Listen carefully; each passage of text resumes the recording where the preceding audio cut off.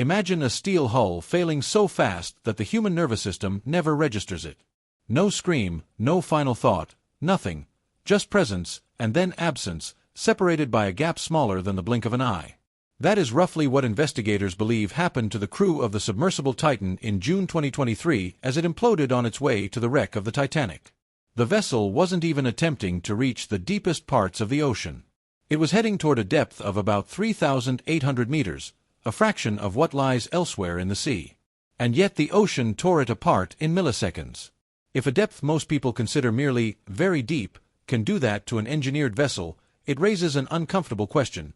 What exactly is waiting at the true bottom of the world, nearly 3 times farther down, in a place scientists call the Challenger Deep?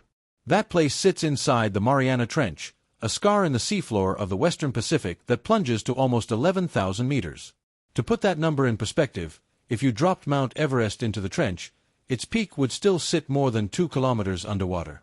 Commercial jets cruise at roughly a tenth of that depth, measured the other direction, into the sky.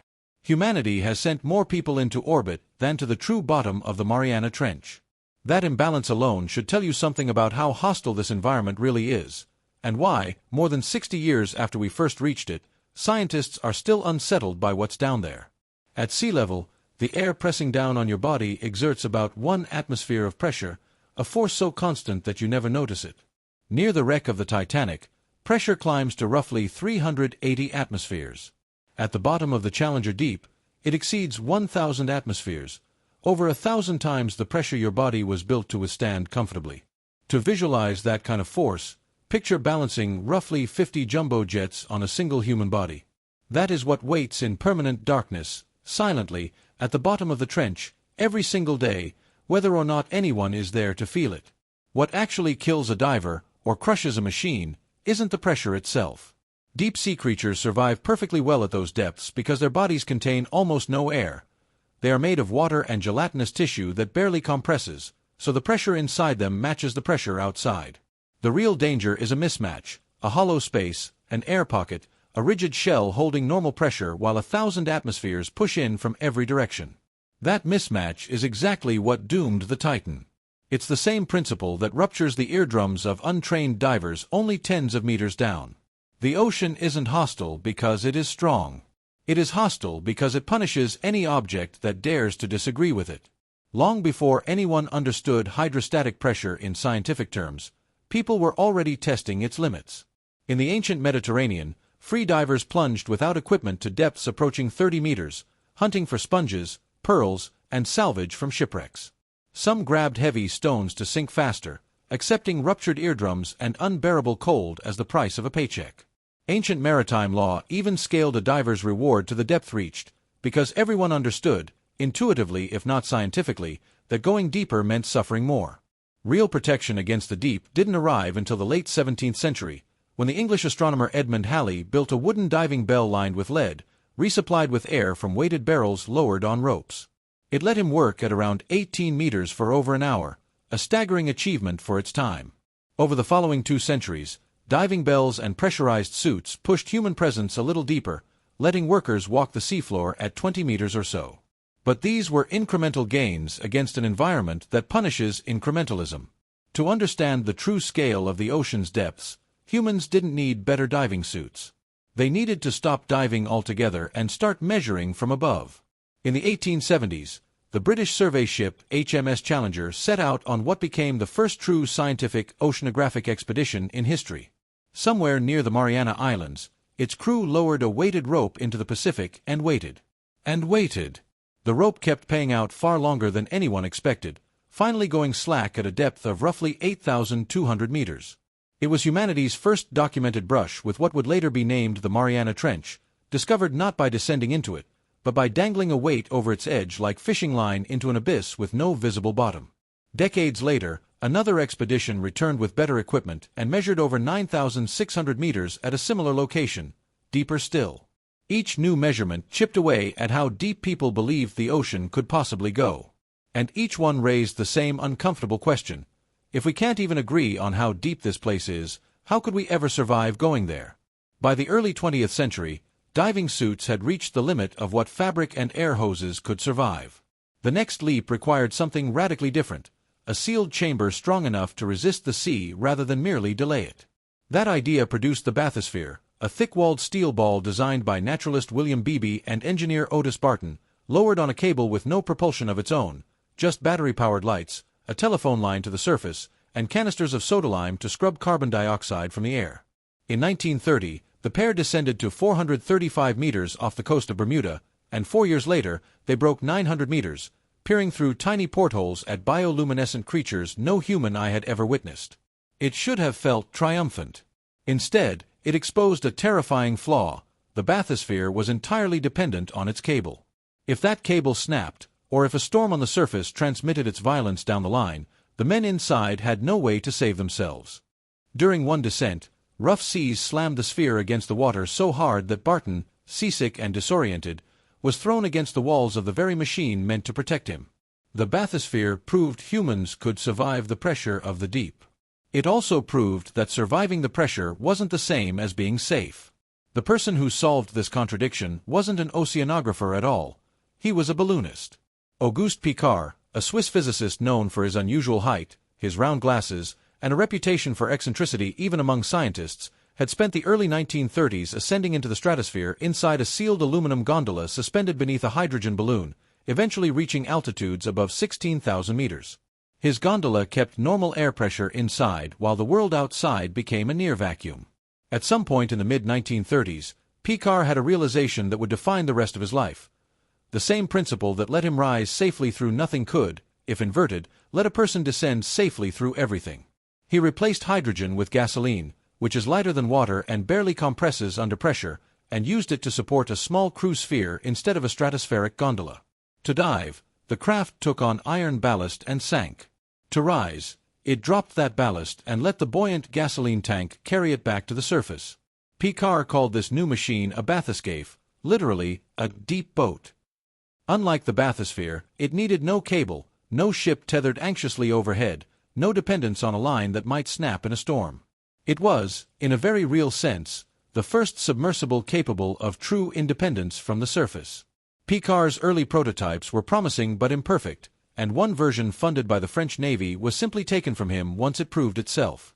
Undeterred, he began again in the Italian port city of Trieste, this time with his son Jacques Piccard at his side. Their new bathyscaphe, also named Trieste, first dove successfully in 1953. It was an unglamorous-looking machine, an 18-meter float packed with thousands of liters of aviation fuel, suspending a thick steel sphere barely large enough for two adults to sit shoulder to shoulder. On a dive that same year, the elder Piccard, then 69 years old, descended more than 3,000 meters with his son, and over the following years the Trieste repeatedly proved itself in the Mediterranean. Then, in 1958, the vessel changed hands. The United States Navy purchased Trieste for $250,000, roughly $3 million today, as part of a Cold War-era push to plant an American flag at the deepest point on Earth before anyone else could. Jacques Piccard came with the deal. He was, after all, the only person alive who truly understood how to fly it. The program was code-named Project Necton, and its target wasn't a record for its own sake. It was the deepest known trench on the planet, the same Challenger deep first hinted at by a rope lowered from a wooden ship nearly a century earlier. On January 23, 1960, Jacques Piccard and U.S. Navy Lieutenant Don Walsh climbed into the Trieste's cramped steel sphere with little more than chocolate bars, oxygen tanks, and instruments to measure their surroundings. The sea that morning was rough, with waves reaching 7 or 8 meters, and saltwater had already found its way into parts of the support equipment during transport. Piccard checked the electrical systems, decided everything was functional, and gave the order to dive anyway. At 8:23 in the morning, the descent began. Roughly 5 hours later, at a depth near 9,900 meters, the two men heard a sound no one wants to hear inside a pressure vessel: a sharp, dull crack. It turned out to be the outer window of an entry tube fracturing under the strain, though thankfully not catastrophically. They kept descending anyway.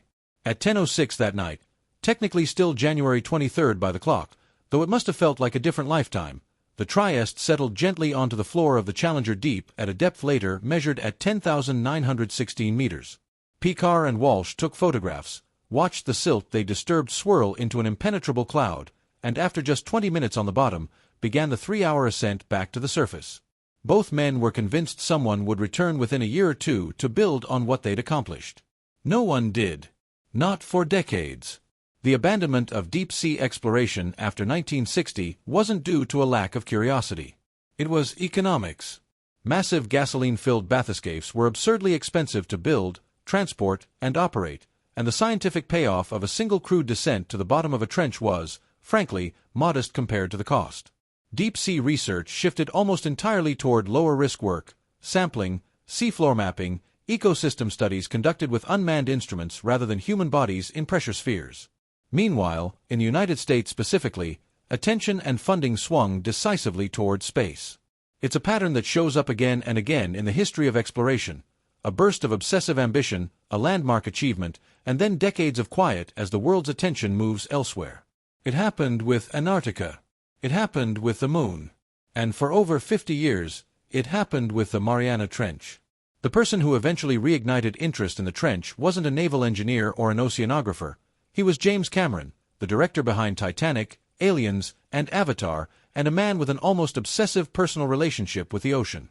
Cameron had dived to the Titanic wreck repeatedly and personally surveyed the sunken German battleship Bismarck. In 2012, 52 years after P. Carr and Walsh's historic dive, Cameron piloted a radically redesigned submersible called the Deep Sea Challenger to the bottom of the Challenger Deep, solo. The technology gap between 1960 and 2012 was staggering. Cameron's vertical torpedo-shaped craft weighed a fraction of the Trieste, descended in under 3 hours instead of 5, and carried vastly more scientific instrumentation. He even communicated with his wife from the seafloor using an acoustic system that converted his voice into sound packets and transmitted them through more than 10 kilometers of water, because at that depth, radio waves, GPS, and Wi-Fi are all completely useless. Cameron's dive proved something important. Reaching the bottom of the ocean was no longer a once-in-a-generation feat of engineering desperation. It could be done again, and done better. The next chapter belonged to Victor Vescovo, an American investor, former naval intelligence officer, and mountaineer who had already climbed the highest peak on every continent. Not content with the surface world, Vescovo commissioned a new class of submersible called Limiting Factor, engineered specifically for repeated, reliable descents rather than a single historic stunt. Beginning in 2019, he dove into the Challenger Deep multiple times within a single week, measuring its depth at roughly 10,925 meters, slightly deeper than earlier estimates.